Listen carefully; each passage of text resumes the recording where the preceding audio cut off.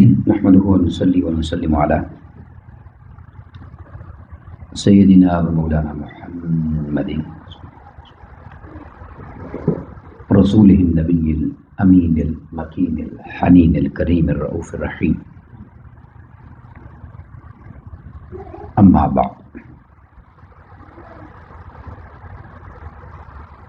قال رسول الله صلى الله عليه وآله وسلم: الخلق كلهم عيال الله وأحبهم إلى الله أنفعهم لعياله، أو كما قال عليه الصلاة والسلام. قال الله تبارك وتعالى في شان حبيبه مخبرا وآمرا: إن الله وملائكته يصلون على النبي يا أيها الذين آمنوا صلوا عليه وسلموا تسليما. مولاي صل وسلم دائما أبدا على حبيبك خير الخلق كلهم محمد سيد الكونين والثقلين والفريقين من عرب ومن عجم، هو الحبيب الذي ترجى شفاعته لكل هول من الأهوال مقتحم. يا رب بالمصطفى بلغ مقاصدنا واغفر لنا ما مضى يا واسع الكرم. اللہ رب العزت خالق کائنات کی حمد و ثنا پیارے آقا کریم علیہ الصلوۃ والسلام کی بارگاہ میں عاجزانہ ہدیہ درود و سلام کے بعد تمام احباب سامعین کو السلام علیکم ورحمۃ اللہ وبرکاتہ۔ الحمدللہ تعالی، اللہ رب العزت کے فضل سے، اس کے احسان سے ہم سب جمعۃ المبارک کی اس بابرکت نشست میں حاضر ہیں۔ دعا ہے کہ اللہ رب العزت اپنی رحمت پاک کا صدقہ ہماری حاضری کو اپنی بارگاہ میں شرف قبولیت عطا فرمائے، اور آج کے اس مبارک دن کا صدقہ ہمیں اپنی رحمتوں سے، اپنے کرم سے اور اپنی عنایات سے مالا مال فرمائے۔ سلسلہ وار ہماری جو نشست اور گفتگو جاری ہے وہ ایک مسلمان کے دوسرے مسلمان پر حقوق کے حوالے سے، 6 حقوق کو حدیث پاک میں جو بیان کیا گیا مسلمان کے مسلمان پر، اس کو ہم نے تفصیل سے بیان کیا اور سمجھا ہے۔ تو اسی مضمون کو مکمل کرنے کے لیے پھر آگے ہم کسی نئے ٹاپک پر انشاءاللہ گفتگو شروع کریں گے۔ آج جو میں آپ کے سامنے 2 احادیث بیان کرنا چاہتا ہوں وہ بنیادی طور پر اسی تصور کی وضاحت کے لیے اور اسی تصور کو سمجھنے کے لیے ہیں کہ اگر ہم کسی کے ساتھ اچھا سلوک کرتے ہیں، اچھا برتاؤ کرتے ہیں، کسی کے ساتھ ہماری ڈیلنگ اچھی ہوتی ہے، کسی کی مشکل کو حل کرتے ہیں، کسی کی پریشانی کو دور کرنے کا سبب بنتے ہیں، جتنا کسی کے لیے آسانی پیدا کرنے کی کوشش کرتے ہیں، تو یہ جو عمل ہے خدمت کا، یہ خدمت اصل میں اللہ رب العزت کی بارگاہ میں ایک ایسا خوبصورت عمل ہے، ایسا محبوب اور مقبول عمل ہے کہ وہ اس خدمت کو اجر کے باب میں عبادت کے طور پر قبول فرماتا ہے۔ جیسے میں نے آپ کو ایک لفظ بھی کہا تھا جو کچھ دوستوں کو بہت پسند آیا کہ ہم مریض کی جب عیادت کی بات کر رہے تھے تو میں نے کہا عیادت اور عبادت میں ایک نقطے کا فرق ہے۔ عیادت میں یا کو اگر با بنا دیں تو وہی عیادت عبادت بن جاتی ہے، وہ حقیقت بھی یہی ہے۔ بدقسمتی یہ ہے، دیکھیں آپ، اللہ رب العزت نے ہمیں انسان بنایا ہے، اور انسان تبھی انسان ہوتا ہے جب اس میں انسانیت پائی جاتی ہے۔ دنیا کی کسی زبان میں بھی اگر آپ انسانیت کی تشریح کو دیکھیں گے تو انسانیت کسی کے درد کو محسوس کرنا ہی ہے۔ کہیں بھی انسانیت کی تشریح میں آپ کو عبادت نہیں ملے گی۔ اس سے عبادت کا انکار نہیں ہے، عبادت اللہ نے انسان کو بنایا ہی عبادت کے لیے، مگر اس تصور کو سمجھنے کی ضرورت ہے کہ عبادت صرف مصلی پر بیٹھے رہنے کا نام نہیں ہے۔ جو عبادات مصلی والی ہیں، مسجد سے جڑی ہوئی ہیں، ان عبادات کو قبول اللہ رب العزت اس خدمت کے صلے میں ہی کرتا ہے جو مخلوق کے ساتھ اچھا برتاؤ کر کے کی جاتی ہے۔ اب یہ جو حدیث پاک ہے، اس کے الفاظ اگر اس کا آپ لفظی ترجمہ کریں، اب اس مضمون کی اہمیت کو سمجھنا ہے، اس کا اگر لفظی ترجمہ کریں تو وہ لفظی ترجمہ ایسا ہے جیسے آپ کفر کر رہے ہیں، وہ ہمارے مذہب اور ہمارے دین کی تعلیمات کے مطابق ہی نہیں ہے۔ کیسے؟ اللہ رب العالمین صلی اللہ علیہ وسلم نے فرمایا الخلق کلہم عیال اللہ، یہ جتنی مخلوقات ہیں جو کچھ اللہ نے پیدا فرمایا ہے یہ اللہ کا خاندان ہے، اس کی فیملی ہے۔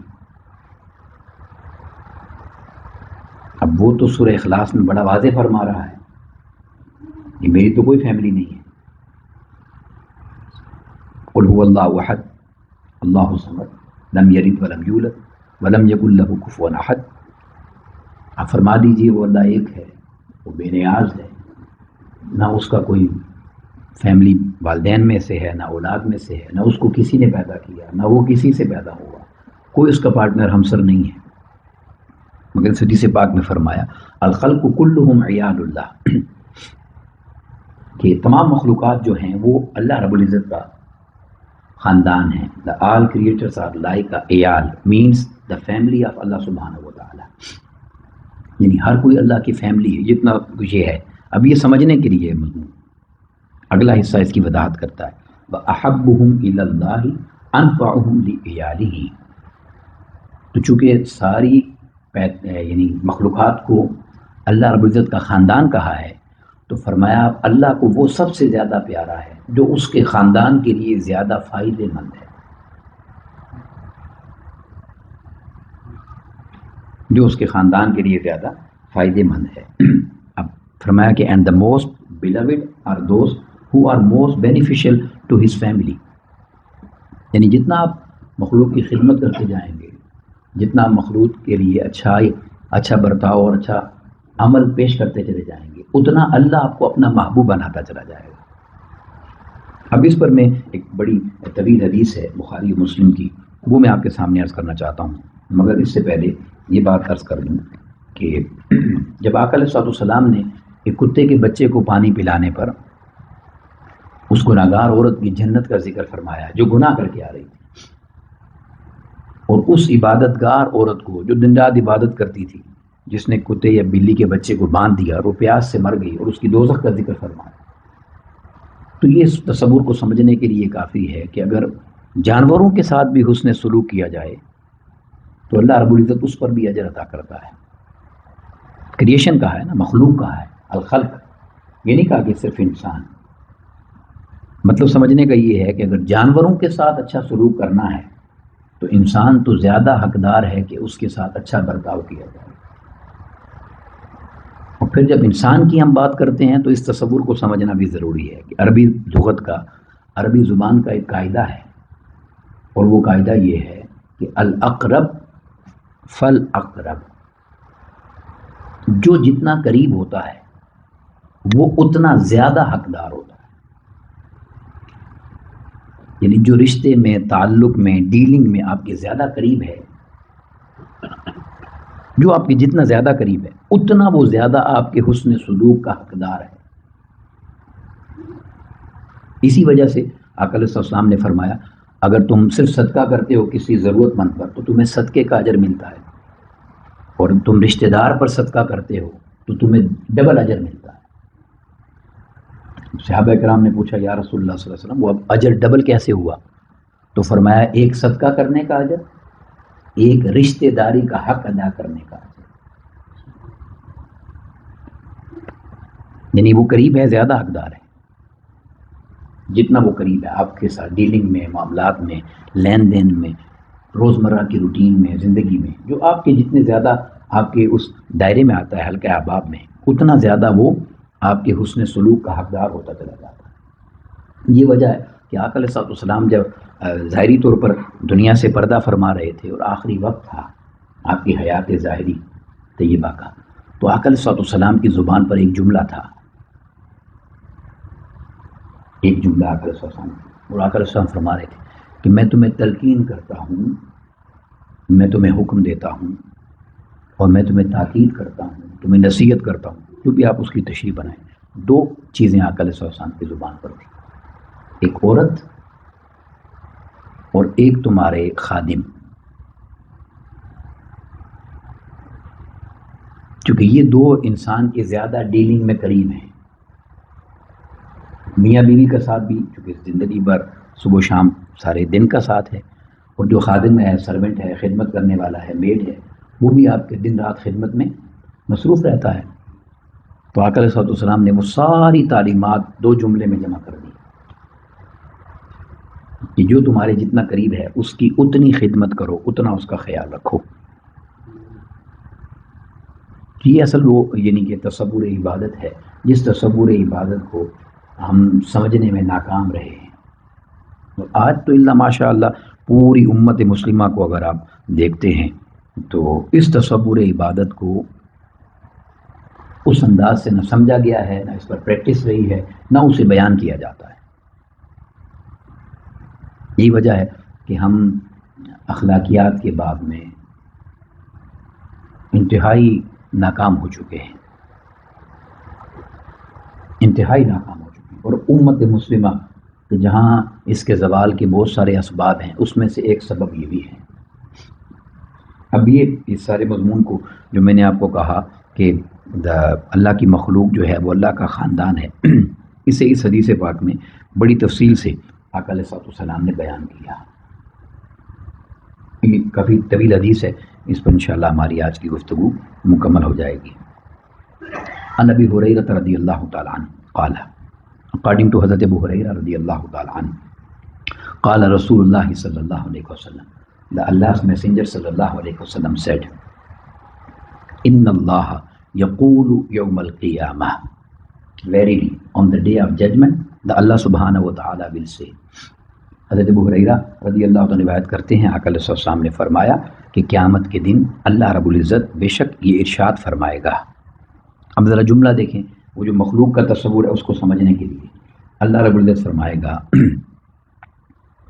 کہ یا ابن آدم مرضت فلم تعدنی، اے آدم کے بیٹے، اے انسان، میں بیمار تھا، تو نے میری عیادت نہیں کی۔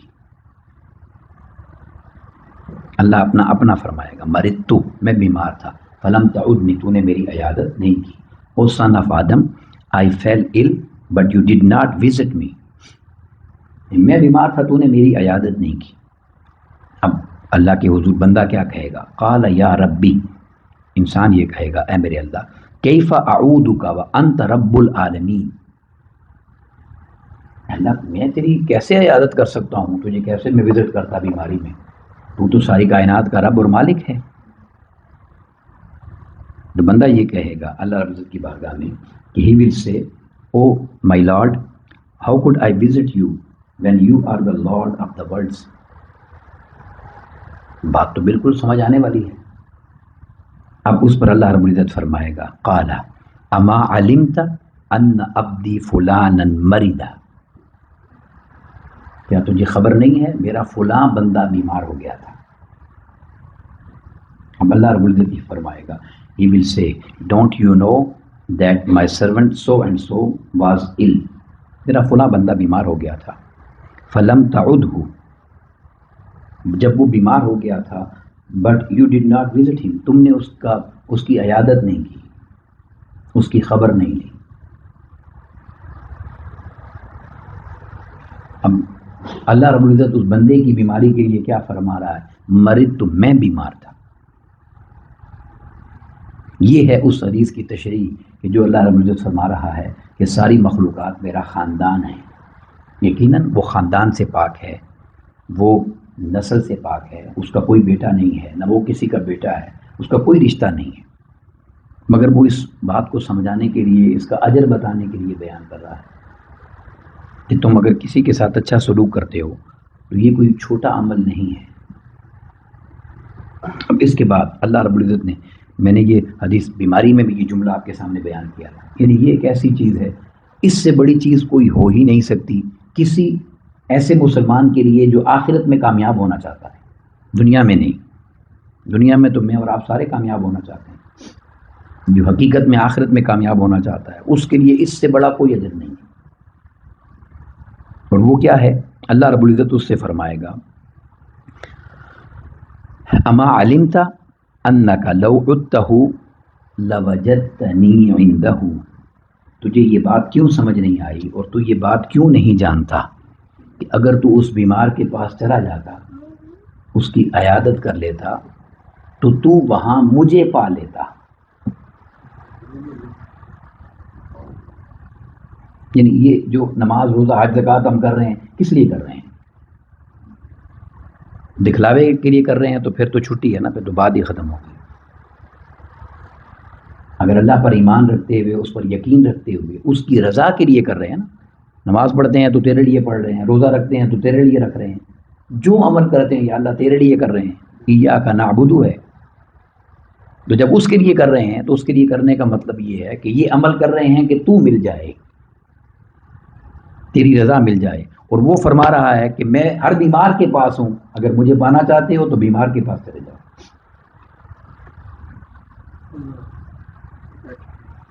صبح شام ہم مسجد میں بھی آتے ہیں اس کو پانے کے لیے، مگر یہاں ضمانت نہیں ہے پانے کی۔ کیوں؟ اس لیے کہ ہمیں کچھ پتہ نہیں، سجدہ پتہ نہیں کیسا کیا ہے۔ اب ایک معمولی سی میں آپ کو غلطی بتاتا ہوں جو بالعموم لوگوں میں دیکھنے میں آتی ہے۔ اب جب آپ سجدے میں جاتے ہیں، کئی لوگ دونوں پاؤں پیچھے زمین سے اٹھا لیتے ہیں، سجدہ کرتے ہوئے دونوں پاؤں زمین سے اٹھ جاتے ہیں، آپ کی نماز ہی ختم ہو جاتی ہے، کیونکہ آپ کا تعلق زمین سے ختم ہو گیا، آپ فضا میں اڑ گئے ہیں۔ یہ فقہی مسائل ہیں، ہمیں ان کی خبر نہیں ہے۔ پاؤں زمین سے آپ کا نہیں اٹھنا چاہیے، اس لیے اس کو ڈریگ کیا جاتا ہے، گھسیٹا جاتا ہے، اٹھا کے نہیں رکھتے۔ میں نے صرف آپ کو ایک چھوٹی سی نشانی کی جس کی ہمیں خبر ہی نہیں ہے، تو پتہ نہیں سارے دن کی سجدے مار مار کے بھی کیا ملا ہمیں، ٹکرے مار کے۔ امام اعظم ابو حنیفہ رحمۃ اللہ تعالیٰ علیہ کو کسی نے کہا فلاں شخص بڑا عبادت گزار ہے، وہ ساری رات فلاں جگہ بیٹھ کے عبادت کرتا ہے۔ آپ نے اس جگہ کا وزٹ کیا تو وہ جو سجدے کے نشان بنے ہوئے تھے اس کے جسم سے، تو آپ نے سجدے کے نشان دیکھ کے کہا اس کا سجدہ ہی درست نہیں ہے، یہ کیا عبادت کرتا ہے؟ آپ میری بات سمجھیں؟ مطلب یہ ہے، دیکھیں وہ قبول کرنے پہ آئے تو بے شک کرے، مگر اس نے طریقہ بتایا ہے نا کہ قیام کیسے کرنا ہے، رکوع کیسے کرنا ہے، سجدہ کیسے کرنا ہے۔ اس میں تو کوئی بھی شخص پرفیکٹ نہیں ہو سکتا۔ اس لیے اللہ رب العزت نے فرمایا کہ don't you know that if you had visited him you would have found me beside him، اگر تم اس کے پاس چلے جاتے، عیادت کر لیتے، تم مجھے اس کے پاس پا لیتے، تم اس کے پاس مجھے پا لیتے۔ یہ وہ تصور ہے جو اللہ کی مخلوق کی خدمت کے حوالے سے ہے۔ پھر اس کے بعد اللہ رب العزت کیا فرمائے گا؟ رب کائنات فرمائے گا یا ابن آدم، او سن آف آدم، استعمتک لم تطعمنی، میں نے تجھ سے کھانا مانگا تھا، تو نے مجھے کھانا نہیں کھلایا۔ میں نے تجھ سے مانگا تھا کھانا، I asked you for the food but you did not feed me۔ اب پھر وہ بندہ مجبور ہو کے ساری کہانی وہی پڑھے گا، تجھے کیسے کھلاؤں، تو کائنات کا رب ہے۔ تو اللہ رب العزت فرمائے گا کہ اما علمت انہ استطعمک عبدی فلان فلم تطعمہ، یا تجھے اس بات کی خبر نہیں ہے، تو یہ بات نہیں جانتا، don't you know that my servant so and so asked you for food but you did not feed him, میرے فلاں بندے کو ضرورت تھی، بھوکا تھا، اس نے کھانا مانگا اور تم نے نہیں کھلایا۔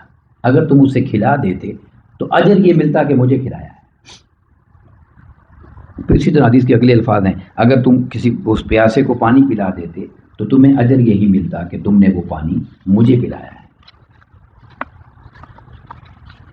تو یہ کھانا کھلانا، لباس پہنانا، بیمار کی عیادت کرنا، پانی پلا دینا کسی بندے کو، اور اجر اللہ دے رہا ہے اپنی خدمت کا، اپنی پاس آنے کا، اپنے آپ کو راضی یعنی اللہ کو پا لینے کا۔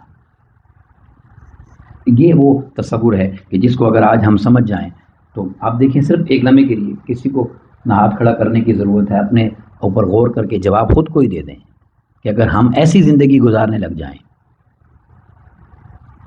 یا بلکہ آسان کر دیتا ہوں سوال، کیا ہم ایسی زندگی گزار رہے ہیں؟ اگر جواب 5% بھی یس آ جائے تو بڑی بات نہیں ہے۔ اب میں ایک بڑی خوبصورت ایک حکایت ہے جو غالباً شیخ سعدی رحمۃ اللہ تعالیٰ یا کسی نے بیان کی، مجھے یاد نہیں، مگر بڑی خوبصورت حکایت ہے، وہ میں آپ سے شیئر کرتا ہوں، اس پر ہم اس گفتگو کو مکمل کریں گے۔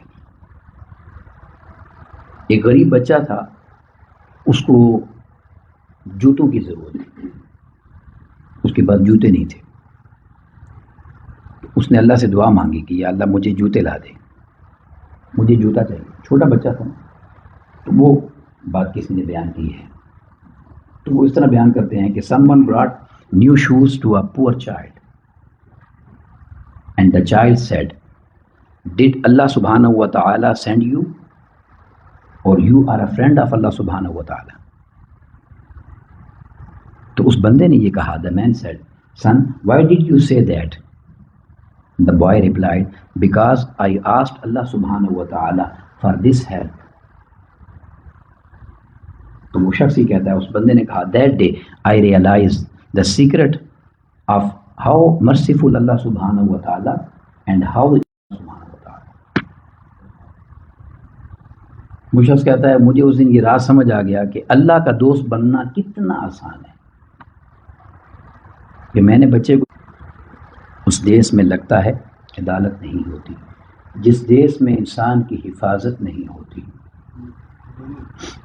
اور مخلوق خدا جب کسی مشکل میں پھنسی ہو، مخلوق خدا جب کسی مشکل میں پھنسی ہو تو سجدے میں پڑے رہنا عبادت نہیں ہوتی۔